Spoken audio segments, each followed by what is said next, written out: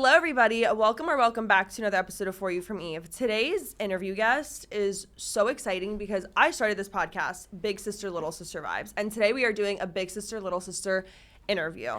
So I have Ava Kolker here today. Please introduce yourself, tell everybody where you're from, what you do, all that good stuff. So my name is Ava. I'm an 18-year-old actress, singer, content creator. I'm from Los Angeles originally, and I just moved to Nashville last year to kind of pursue music a little bit more, and I'm also going to school full-time. So just kind of trying to do a little bit of everything, but it's really fun.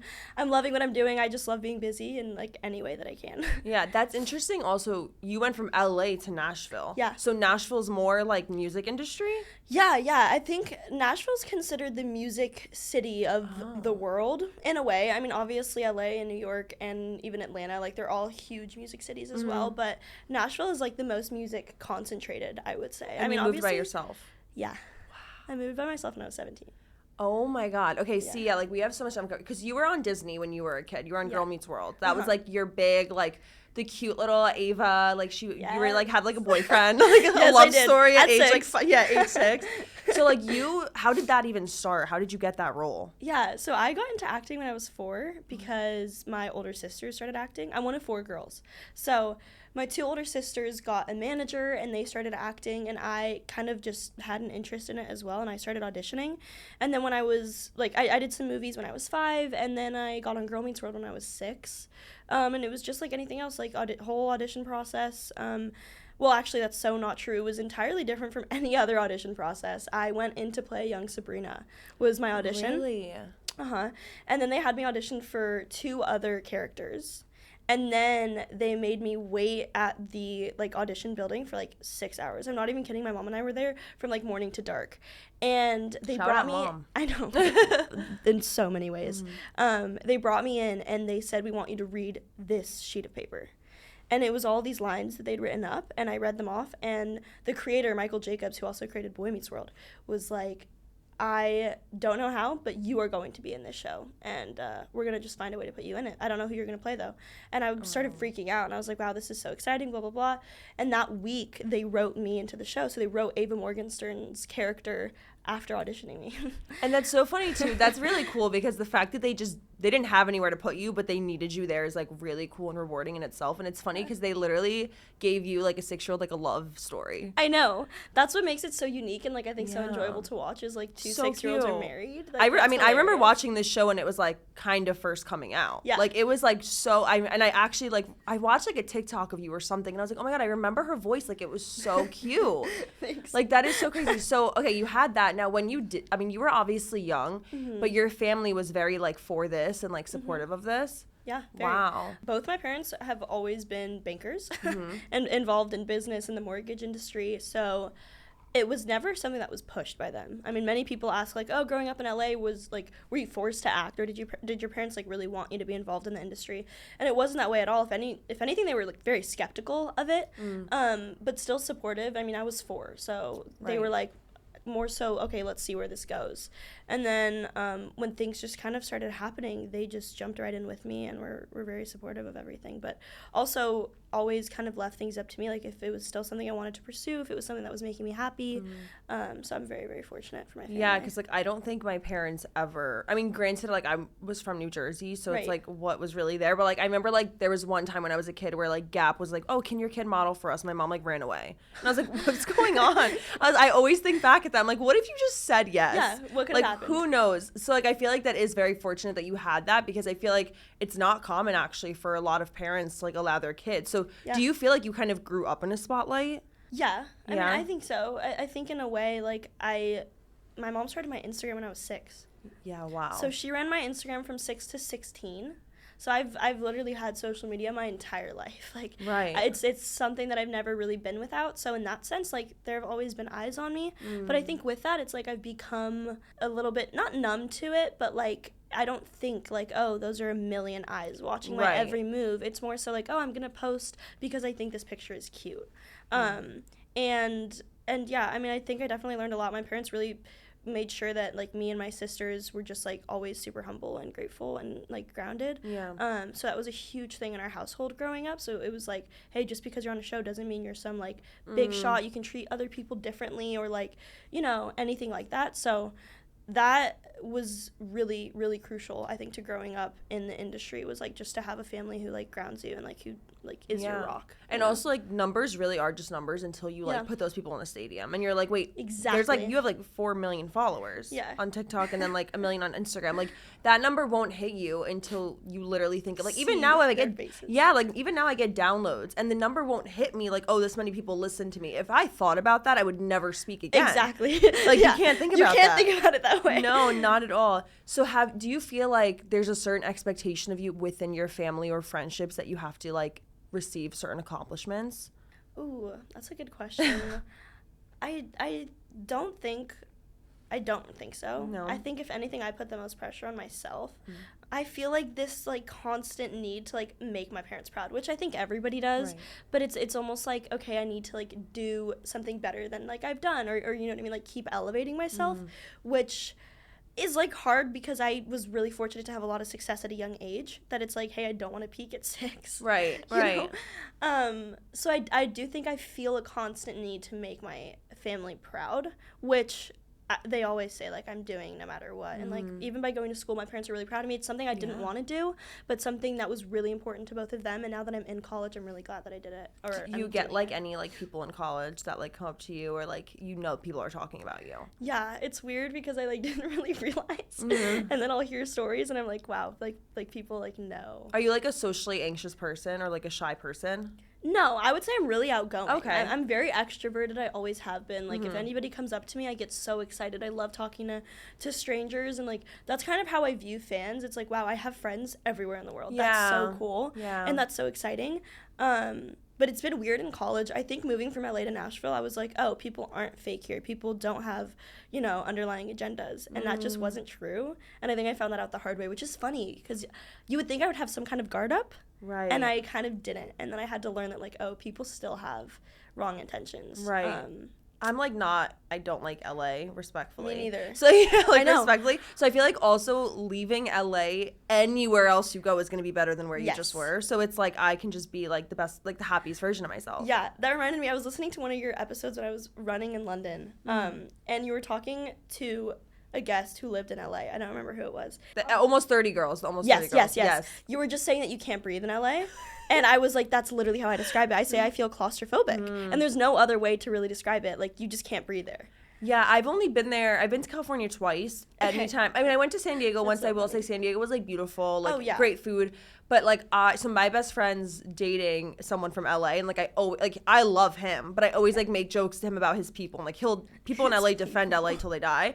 But, like, I'm like, I can't do it. Like, I meet these people and I'm like, how are you a real human? Like, honestly. Well, the coasts are so different. That's what I love about, like, New York and the East Coast is, like, people here, if they're mean, it's because they're overly honest, not because they're fake. Right. Do you like New York? I love New York. I think I'll live here after school. Really? Yeah. Okay, so you were in LA. So you travel a lot. A lot, yeah. And is that overwhelming for you? It's kind of all I know. Like, I've been homeschooled my whole life, basically, since I was 10. So my family and I, we take trips in the middle of the year, always. And then my parents moved to Vegas from LA 2 years ago. So I was doing a lot of back and forth until I moved to Nashville. So now when I go home, I'm, like, visiting all these cities on the West Coast. And then I was doing long distance for a long time, so that added another city. So it was, like, constantly traveling. I love traveling, though. Like, when I'm in one place for too long, I get more anxious that way than if I'm everywhere. How are you not tired? Or are you tired? Or you know what it is? I think you just love your life. So how can you get tired of a life you love? I think I love being busy more than anything. Right. You're also, like, young. So you're 18. Yeah. I'm 25. Okay. I actually started my podcast at 19. Wow, that's so cool. Yeah, wow. I was in college when I started it. So, like, I'm thinking of myself at 18. Yeah. And, like, that's why I was so excited for this podcast, because when I was 18, I thought I, like, knew everything. Like, I was like, oh, I'm going to be in this relationship for the rest of my life. Like, I'm going to have this career for the rest of my life. You're laughing because you're like, I know this relationship. Yeah, same, girl. So, like, that's why I'm so excited. Her roommate's here. He's laughing. He's like, he brought trauma onto both of us. I just, like, it's so crazy because now I'm 25 and I'm like, wow, like, it's so nice to sit with someone who's 18. I mean, obviously, we lived completely different lives. If I ever looked at my parents, I wasn't even allowed to study abroad in college. Like, I could not travel by myself. I could barely do a girls' trip.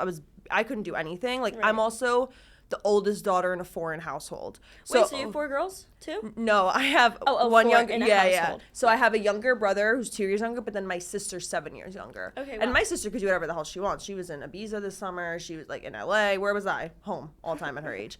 But like, it's just so crazy because speaking to you, it's like we lived such different lives, but I think of myself at 18, I'm like, I need to pick your 18-year-old brain about like certain things. So like, let's start with the culture and the work ethic because I follow you on social. You're always something, like there's always something. There's always a guitar in your hand or like you're singing or something. So what do you feel like? Do you feel like it's hard to balance your dreams with acting and singing and college and friendships? Yeah, I definitely think it's been something that I've been figuring out. Because it's a lot to balance and it's like a lot to figure out.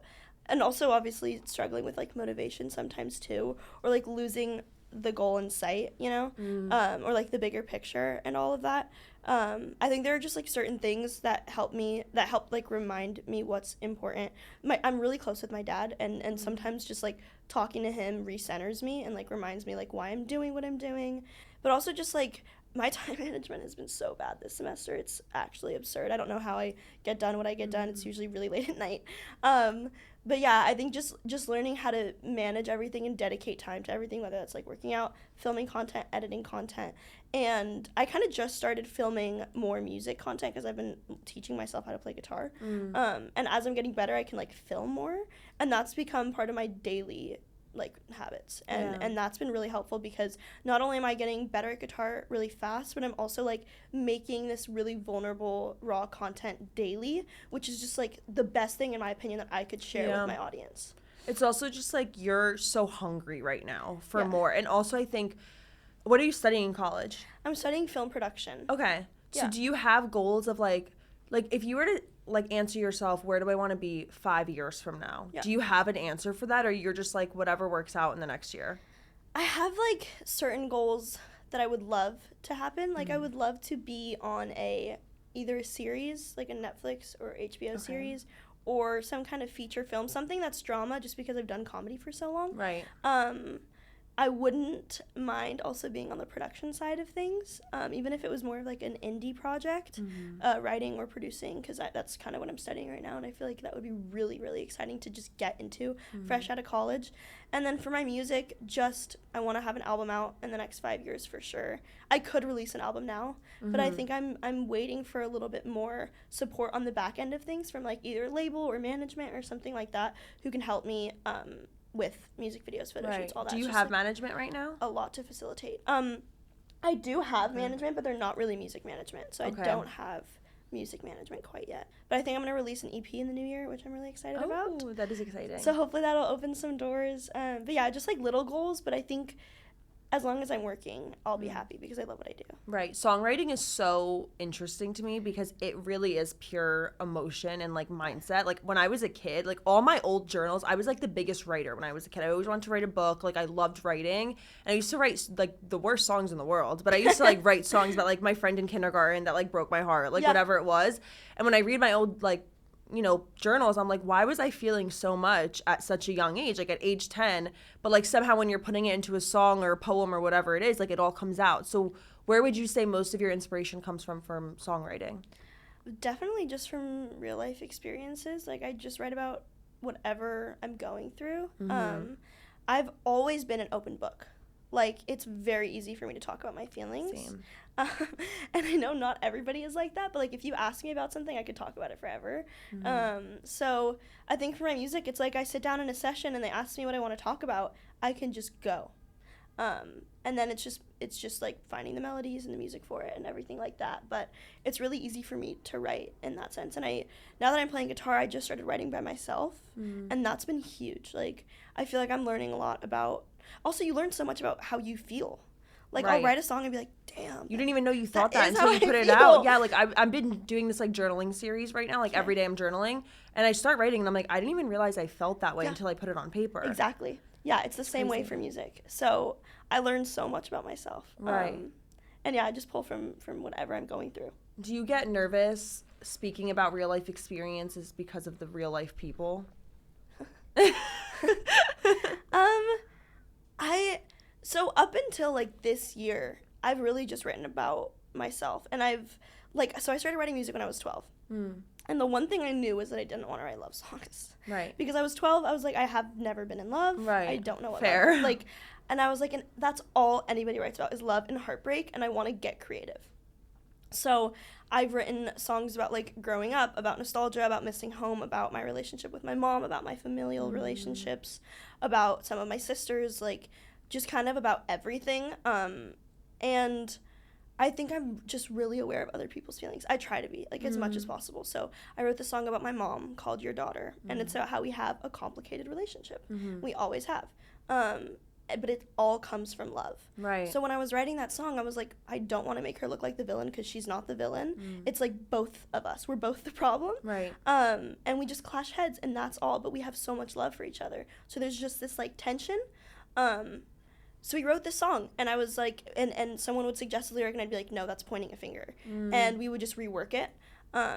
So I try and be aware of other people's feelings, because if I write something too harsh, I just won't put it out. Yeah. Because it's like, I don't know, I don't want to be that person. It's scary, and I feel like also what you're saying too, it's such an untapped market. Like, speaking about, like, I actually was just, I think Eli Rallo just did like a TikTok, because she's writing a book about friendship breakups, and she goes, there's always romantic breakups in books, but there's none about friendship breakups. Yeah. So she's like, and I feel like that's not talked about enough. Like, it's a market that's not really tapped. So I feel like even you saying, like, I want to write songs about my relationship with my mom, because no matter what, I feel like everyone has a complicated relationship with their mom, no matter how much love there is. Like, me and my mom have a very different relationship than my little sister and my mom do. Yeah. But you know what it is? I think people with bad intentions in your life, for example, if you had a friendship breakup and you write a song about a friendship breakup or something, they are going to purposely listen to find out what you could have said about them. Right. I feel like if I'm writing a song about somebody who wronged me, then I don't care. Right. Like, I won't, like, name drop, or I won't, like, dropping, try and make them feel horrible, unless... No, I don't think I would do that. I feel like it's easier for, like, guys. Like, for guys, like, I could talk about how a guy did me dirty, but, like, it's hard to talk about how a girl did you dirty. Or someone that, I don't know. Regardless, I'm really aware of people's feelings. If I don't think they're a good person, also, like, what's to write about there? I don't know. Right. So I think I'll always just try and be aware of other people's feelings before putting out music, and also remain somewhat impartial and try and make it relatable. So if I need to generalize lyrics, then great. It's less obvious to the person, and it's more relatable to, like, my whole audience. Yeah, and you're the common denominator of all of these things anyway. So it's like, I feel like talking about how you feel. Like, do you like Taylor Swift? Are you a Swiftie? No. Cut the show. You're not a Swiftie? I'm not. I know. Wait, okay, you don't give off the energy that you're not. I know. Okay, I'm shocked. The utmost respect for Taylor Swift. I don't think I was at 18 either, though. I think she's a genius. I think she's one of the most hardworking women, like, of our generation. And I think she deserves everything. You just don't. Her words don't do it for you. I also am just not a big pop girly, which I know might be shocking. Maybe. I don't know. No, you don't seem like a pop girly. I'll be honest. Yeah. You seem more like mellow and like chill. I just don't really listen to pop music in general. Okay. So I haven't gotten into Taylor, but I'm not, like, against her, and I honestly still might eventually. No, I think you will, because I'm trying to think of myself at 18. I don't think I was a Swift. I didn't really become, like, a real Swiftie until my first heartbreak, and then I was like, oh, I need her. Really? Okay. Yeah. Because our other roommate, Carter, shout out Carter, she is the biggest Taylor Swift fan ever. Okay. And we get into little debates about it. Not like actual debates, because me and Hunter, shout out Hunter, we would never, like, I hate when someone shows you something they love and, like, someone else tears it down. What's the point of doing that? Don't yuck someone's yum. Yeah. What's the point of doing that? So I would never do that. But she's a huge Taylor advocate, so I have a feeling while living with her, I will get into Taylor. See, I have had so many friends that have been like, no, don't even try this, that. And I'm like, let me give you a song for your situation. Like, that's literally what I've said. Like, one of my best friends, she was going through this one situation. I said, just listen to this song. And she was like, fine, I'll start listening to her. I go, I'm telling you, like, when you go through certain things and she just somehow has the song for it, you're like, I have to listen to this now. Oh, for sure. Especially in your space. Like, I feel like she writes a lot about, like, women in your industry. I know. I literally just haven't listened You'll to her get there. enough. No. I will get there. I'm about to send you. I think After I'm gonna this, I'll curate be a playlist. Swiftie. No, I'm going to curate a playlist for you. Okay, please do. Like, honestly, I will say at 18 I wasn't really the biggest. Yeah. Like, I didn't care for her. I didn't go through anything yet to be like, not that I didn't go through anything, but like I just like didn't have an urge for it. I was still in like my rap, pop, whatever phase. That was me But then year. eventually I was like, you know what? Let me like try this out. You'll get there. I will get there. I believe in you. Let's talk a little bit about balance with, you know, your career and everything. How do you kind of stay humble, stay grounded, and just focus on yourself? Because you're always on the go. So do you ever have just mindful moments? Yes. A big thing that helps me is hot yoga. Okay. Like that, I have a hard time meditating or like slowing down because like I'm a very anxious person. Same. And I struggle with a lot of anxiety. I think that's why I like to stay busy because the second I'm alone, I just spiral. And I get really anxious. So hot yoga has been a very like controlled environment for me to like just like listen to my thoughts for a little bit, but like in a peaceful setting and in a positive setting, and like they always encourage like setting good intentions and goals, and the words from the instructors really resonate with me. So that and going on runs helps me too, just kind of like be alone with my thoughts in a positive setting. So both of those things are just like recentering for me, and also spending time with friends. Like sometimes when I'm with my friends, I'm like, nothing else matters in life. Yeah. Like, okay, success is great, career is great, goals are great, but like at the end of the day, we're on this earth to connect with people.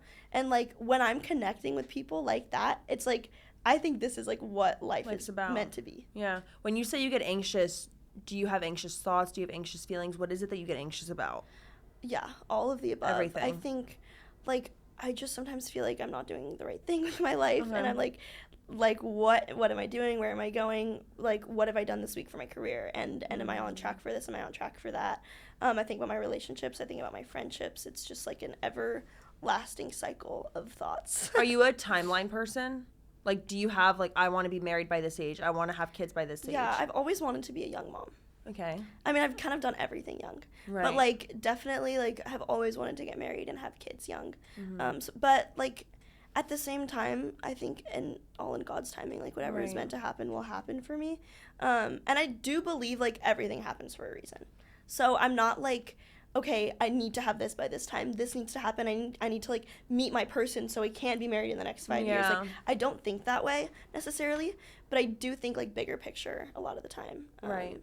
Which is a really mature mindset to have at your age, because at your age I had just entered like my first serious relationship, and like we ended up dating for like 5 years. So I was like, I'm going to get married at 23. I'm going to have my first kid by 25. And then we broke up when I was 23. And I was like, well, now what? Yeah, like this, it's literally so crazy to plan things out, because you're just like, God literally laughs when you make plans, because it's like, you don't know what the hell I have in store for you. That's so funny. That's a great way to look at it. Yeah, like it's just crazy. So your friendships right now, I feel like my friendships were at the peak at 18, and I saw the way you just spoke about your friends. So tell me a little bit about your friendships. Are these friends you made in college, before college?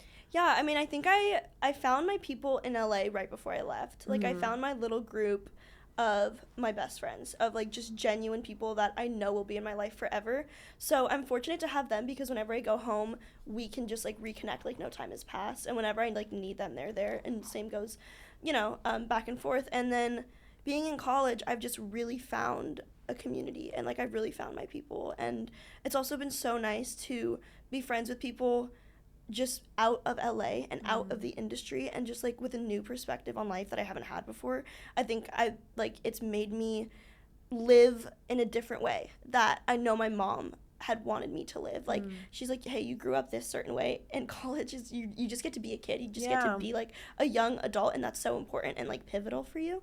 So the people around me right now have just like taught me so much about like life, and I think about like what is important regarding just experiencing like new things and going on adventures. Like we went to New York on a Thursday in the middle of the school year because we could. Yeah. Actually, because my roommate bought a ticket in Brooklyn, New York instead of Brooklynville, Nashville.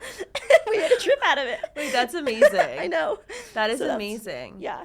I feel like friendships like actually are just one of the best things in the world, and they're so wholesome, because it's like not necessarily anything you're gaining from somebody. Like I feel like family, you know, you're born with your family, you're raised with your family, that was chosen for you. Your partner you're choosing because you're, quote, gaining something from them, if that makes sense. Like a friendship is literally just because you want these people in your life. Like I feel like that's the craziest part. And like for me, my friendships have shifted so much in the past few years. Right now, too, I'm like in the part of life where I'm like thinking of planning a wedding and like, you know, getting married and having kids. I know, you guys are, you and your, wait, fiance? Yeah, technically fiance. Yeah. You guys are so cute together. Thank I'm you. so happy for you. Thank you so much. But it's like weird to hit those chapters. It's sad because you think of 18-year-old you and you're like, I feel like you're disappointing 18-year-old you because the people that she thought would be in her life are not in her life. But at the same time, it's like 25-year-old me knows that 18-year-old me is going to pick that person every single time, but 25-year-old me isn't. Yeah. And I feel like that's the same thing with relationships too. Like 18-year-old me will always pick my 18-year-old boyfriend, but 25-year-old me won't pick that same guy. You know what I mean? Have you gone through like heartbreak? Yeah, recently. Really? How recent? Like 4 months ago. How long were you dating? 2 years. Oh, wow. Yeah. Okay. Yeah, it was my first love. It was like my first real relationship, and it was incredible. Like I learned so much, and I'm so like grateful for it. And I just don't regret any of it. It like ended on good terms. Right. I mean, it doesn't make it any easier. I almost feel like it makes it harder. I kind of, mine also ended on good terms, but I will also say most of the time it ends on good terms, in my opinion, because of the woman. Like I think, for me at least, I was like, I could make this not end on good terms, but I'm gonna make, you know what I mean? Yeah, literally. Like it ends on good terms because of us. Nodding. Like I feel like as women too, the thing is that's amazing with women in love is like when you have your first love, you think like this is it. Like I got it, I'm set, like whatever. When your first love breaks up, like I know so many women talk about like you'll never get over your first love. They'll always be in the back of your mind. They'll always be in your mind in a different way. But the beautiful thing about women is that the way that we heal after heartbreak, I think is even more beautiful, and we learn to love better than we did the first time, because a first love for a woman is like whatever they say I do, whatever is going to make this relationship keep itself together, I'm going to do. It doesn't matter, because we are born with nurturing, loving qualities. So no matter what, we're going to try to make this relationship work. And that's just a beautiful thing, because then when you get into your second relationship, not that you don't care as much about making it work, but you have a different shield up, and now you're going to even get a way better love than you had before. But you're still always going to have the power to love this person, because no matter what, the same love you gave that person before, you still have that within you. It just like might hide for a little bit, but like it's going to come out again, and it's going to be even better. So I feel like honestly, a woman going through heartbreak, even though right now it might not seem like it, is the best thing that could happen for her. No, and I feel like I've learned so much from it, and I understand what you're saying. Like, totally whatever you can do to make it work. It's totally the approach, because it's like when you're so happy with someone, it's like you'll do anything not to lose that and not to sacrifice it. Even if you're sacrificing like your needs or your wants, like it doesn't matter as much. So I feel like approaching future relationships, I know like what are non-negotiables for me, or what I'm like not willing to settle on or to sacrifice. So I feel like that's something that was definitely really important, like just a good learning curve. Yeah, no, a first love teaches you so much about yourself, and then when it ends, it teaches you even more about yourself. Like, I don't think I had a good relationship with myself until my relationship ended, because the thing with me too, because I was in it from ages like 17 to like 22 or 23, I didn't know who I was as a woman. Like those were like your peak growing ages. I was listening to your podcast talking about that when I was in my relationship, and you were like, you're an entirely different person, and like you can lose your identity in that time. And I have felt that way before, because even from 16 to 18, like I know I'm such a different person. So yeah, it really does change you, and it's like it's so crazy, because I don't know, it's just one of those things. Like breakups are just, no matter what, they're hard, but I feel like when you're young too, it's like you know you're gonna be fine, like you know it, but you're like, I just have to deal with this pain for like a little bit. Like, you don't think that your love is like tainted, or do you think it is? I don't know. Like, do you ever think you'll view love the same way? I think I view it differently in a way. Like, I think I've lost a little bit of like, I've always been such a hopeless romantic.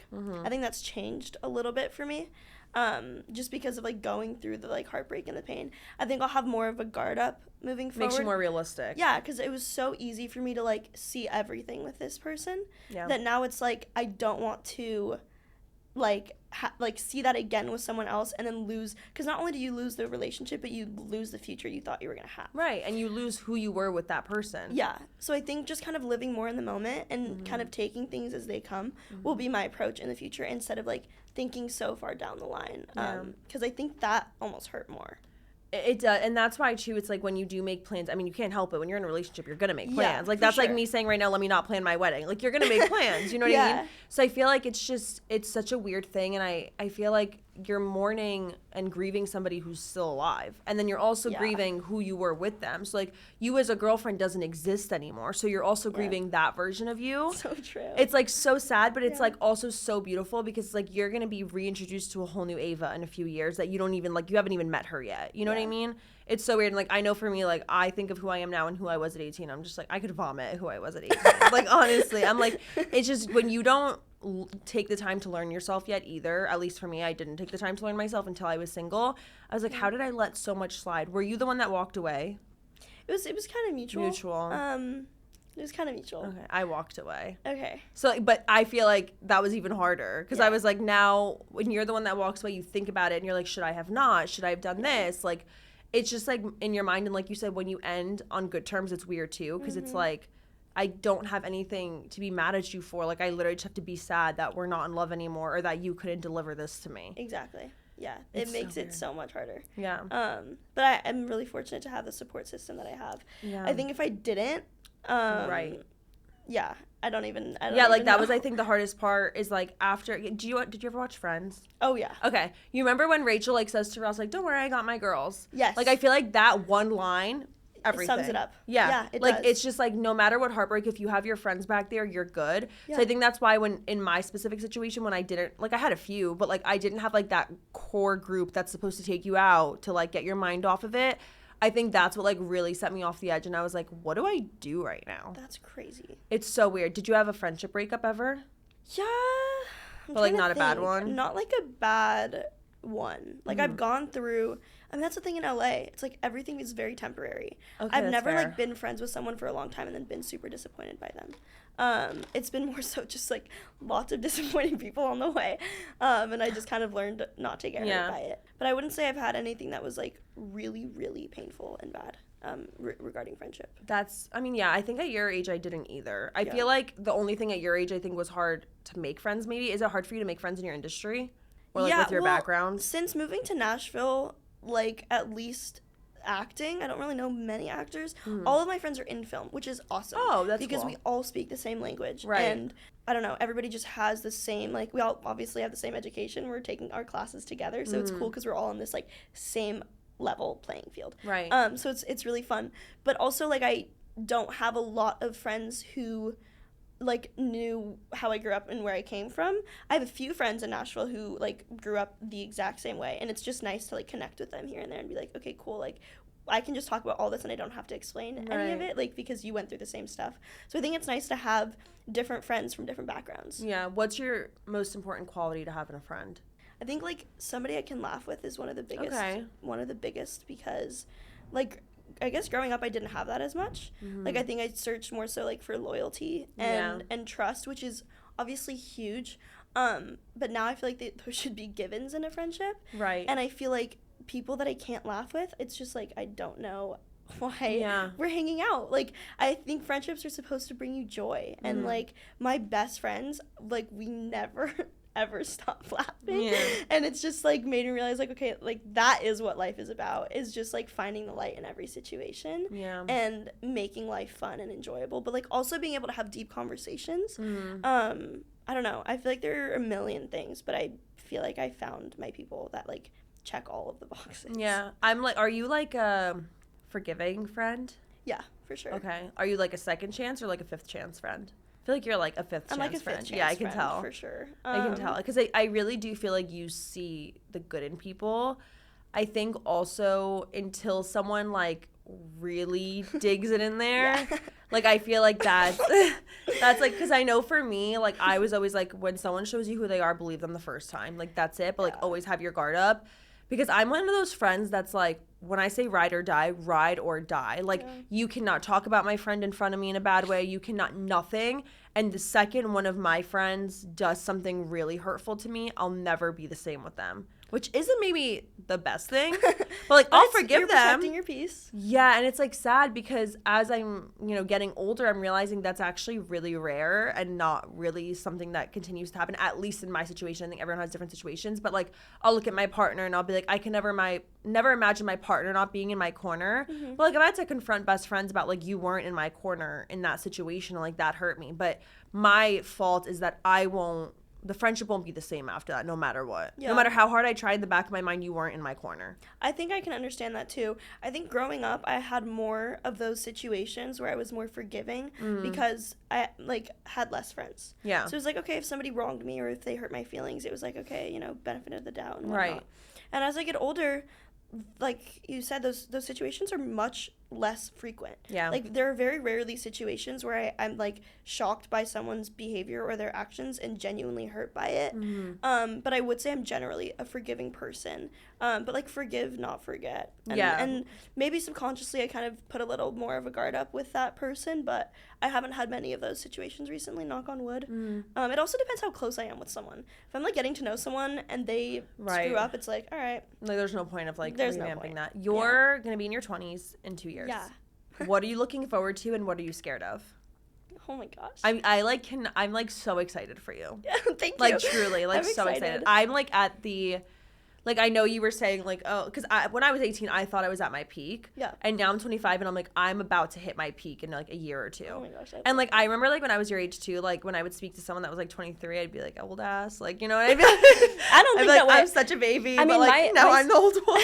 My sisters are 26 and, and 24. Age. Okay. So I honestly think that's so young because in my eyes, like we're all the same age. Right. Yeah, no, you know what it is? I think I'm young until I like sit with someone younger than me. I'm like, I miss when I was 18 talking to 25-year-olds. Yeah. But anyways, going into your 20s, what are you excited about? What are you scared of? I'm really excited to graduate and dive headfirst back into my career. Okay. And just start getting super creative and making my own projects in every way. Like I want to make an album. I want to start making music videos and short films. I want to like start, acting as often as I can in series and films. I want to travel. And I want to, move around. I think I probably will live in New York definitely in my 20s. Maybe in like the next 2 or 3 years, honestly. I think it'll be soon. Definitely live in New York. I think I'll do a lot of back and forth though between Nashville and LA. What am I scared of? I think what I'm most scared of is like getting out of college and not having big career things. Because it's like, okay, I'm taking this halt in a way from my career and like really focusing on my education that after I want to dive right back into it. But like what if things are out of my hands? You know what I mean? Right. And what if like I can't do everything that I want to? Well, that's the tough thing too about any person that doesn't work for somebody else. Yep. There's no stability. There's no guarantee in anything you do. And like in your industry, just as much as mine, you could have a 1 month where you're on top of the world and the next month you are making ends meet. Yeah. You know what I mean? It's such a weird thing. Yeah, and I think also coming to New York too, I think is going to be a really great thing for you. That was one thing I always wish I experienced was like single in New York in my 20s. Like it's nothing like, have you watched Sex and the City? That's what I was going to say. Yeah, you watched it? Yeah, I'm watching it. I'm like still in the first season, but I've it finds you when you need it. Like it really does. I mean, it's so unrealistic. Like they like don't have money and they're like wearing Manolos in every episode and like rent control apartments. I'm like, okay. Yes. But I will say I feel like no matter what, when you don't have stability and guarantee, it's really scary in your 20s. But I also think it's so important to realize that no one really has that in their 20s. And if they do, it's probably because it stemmed from something generational or like they were set up. I feel like for you, you have a really good background to get those opportunities, but I understand the fear of, well, what if this time I'm taking for school is going to like bite me in the ass later? Exactly. That's the fear for sure. Especially seeing like girls my age who decided not to go to school and are just working. It's like, okay, I feel like I'm falling behind in my career because they're working right now and I'm not. Right, because they're not. And they're building momentum and I'm losing it. I understand what you mean. I always say, like, my one thing that gets me through, like, any anxious future thoughts is, like, God doesn't make mistakes. I might, but he doesn't. So no matter what I do, my path is still set out for me. As long as, like, your intentions are pure and you know what direction you want to go in, it's just going to work out for you. Like, and another thing, too, is I always say, like, don't have a plan B. Don't have a plan B. Don't have, like, something to fall back on. Like, literally tell yourself, this is what I'm going to do, and that's the only option. There's no what if it doesn't work out. It's like, this is what I'm going to do. And there's so many moments, even in my career now, where I feel like people might not know this because they might think like, oh, you get so many downloads. But I'm like, just because you get downloads doesn't mean there's people calling your phone, especially in this industry where there's so many podcasts now. There's so many actresses and singers now. Everything is so oversaturated. It's so difficult nowadays. And it's like, I'll have months where I'm just like, maybe this isn't what I'm meant to be doing. A few months ago, I was about to quit everything. Like, literally, I was like, I think I'm just going to be done, get a corporate job, have something stable. Like, I don't need this. I'm so glad you didn't. I don't know who I would listen to. It's so hard. But yeah, like, and I'm sure people feel that way with you too, where people are watching you online. They can't wait for your next steps. So while you're songwriting right now and you're kind of getting close to like coming out with something, what would you say is a song lyric that's really fitting to your life right now? Oh, yeah. Wait, I saw this question in the brief, and I was like, oh, my gosh, I don't know how I'm going to answer Maybe that. like a title or even something you wrote about. Let me check my notes. Yeah, you can check. I have, like, 23 demos right now. That is crazy. Yeah. So I have... Oh, I wish I had a good voice. I would never shut up if I had a good voice, ever. I used to, like, quote sing when I was younger, like Hannah Montana wig and everything. Like, I was the biggest Hannah Montana on High School Musical girl. Never had the talents. Hey, so you're doing what you're meant to be doing. Yeah, anyway. literally. I have this one lyric from this song. I'm about to name drop some of my titles. From the song London's Calling. And it's just a lyric that I like. But I say I typed out my feelings but just sent I love you again. I feel like that sums up cute. A lot of what I've just been going through. That's just like a deeper meaning too of like going to say something but realizing no matter what you say the situation's not going to change, so let me just cover it up with I love you and go on with the day. And then this one I understood it just like that. You see, yeah, it's self-explanatory. Good lyric then. And then in this one, what do I say? Honestly, so I wrote this song called A Poem for You, and it's the first song I wrote alone, and I'm going to be releasing it soon. But in the chorus, what do I say? What's the last lyric of the chorus? Yeah, the God lyric. He's a good friend. We all need a friend thinking like Hunter. Out loud. Oh, yeah. So I say, like, thinking out loud, praying to God right now. I don't know how to hear what he said.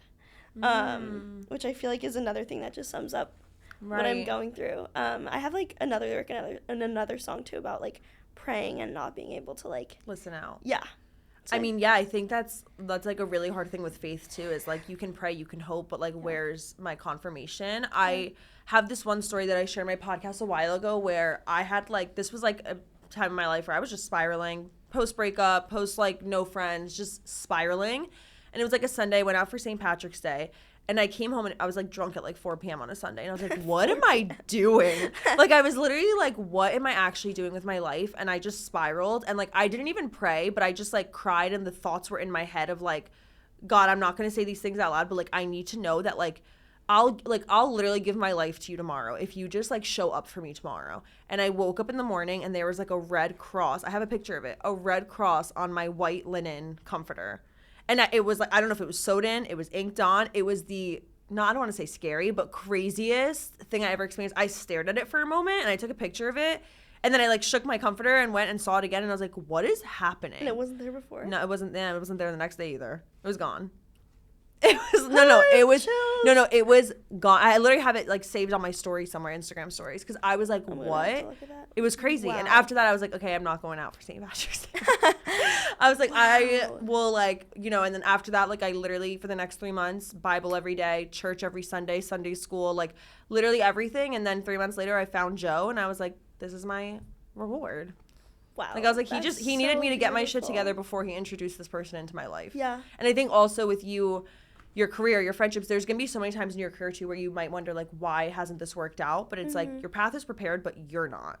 You know what I mean? Yeah. Like you might not be prepared to move to New York. Maybe you're not prepared for your career yet, and that's why you decided to go to college. Like there's just so many things for it until like you're going to wake up every day and be like, well, like even now, if you didn't go to college and you didn't have these college friends. Yeah. You know what I mean? I think about that all the time. About like what I thought would happen a few years ago versus where I am now and how things totally worked out how they were supposed to. Yeah. What's a trait that you hope you don't lose going into your 20s? I mean, definitely ambition. I don't think I would ever lose my ambition, though. I'm not really worried about that. I think I'm always just going to want bigger and better things. Like, my dad and my mom are both that way. Right. So I feel like that's just, like, how I was raised. But that's, like, a big one, ambition. I think, like, my dedication and my work ethic is a big one. I feel like as life gets exciting and fun, it's easy to, like, lose sight of my goals. Yeah. And I feel like even now that's something that I've felt kind of drifting away of, like, I'm losing sight of what I should be doing because I'm having so much fun in college, and it's like, okay, it's like, you know, a Tuesday night and I have so much due tomorrow, and I have this like brand deal that's like overdue, but it's like all my friends are like going out dancing, right? And it's like I'm only going to be in college once, and well, that's where you need to give yourself grace. Yeah, and I do, but like, what's too much grace? Right. So it's like just making sure I don't lose sight of my goals and keeping my dedication and my like work ethic even through these like really fun seasons is a big thing. I like that. Yeah, I think once you give yourself grace, those situations are much easier. I know we talked about you coming out with the song, but just let everybody know what else you have coming out, everything they can follow your socials and see. Yeah, so all of my socials are Ava Kolker, Kolker, and so is my Spotify. I think I'll be releasing a song in December. I'm actually planning on this is like not set in stone yet, but on my birthday, December 5th, it'll be like a little birthday treat to myself and everybody who follows me. So I'm going to be releasing a song then, and then a new project in the new year. So check out my Spotify and you can listen to everything that's already out. Yeah, I'm really excited. I love that. everything. And honestly, we're going to have you back on here once you turn 20. And we're going to have it entering your 20s. Yeah, a little check-in. I love that. And then when you're 25. I love that too. We'll keep checking in. Periodically. Periodically. Yes. Thank you so much for coming on. I'm so happy you're a listener of the show, too. This was so fun to film. Thank you so much for having me. I've been like giddy about this for so long. Oh, man, I know. We've been like planning it for a while. Yeah. Like in the DMs for a while. I know. We finally made it. But I've been listening to you for so much longer than even when I reached out. And like your podcast has helped me through so much, and I'm sure everybody listening can agree. Like I can't even believe that I'm gonna be on, like, that's just so funny to think about. Are you gonna listen to your own episode? I mean, probably. I want to see how I'm portrayed, how I like that's come amazing. But yeah, I mean, I'm sure everybody listening can relate, but just like, I don't know, you're so easy to connect with. Oh God, and it's just really cool to talk to you like in person also. Oh my God. So thank you for having me. Of course. Thank you so much for listening.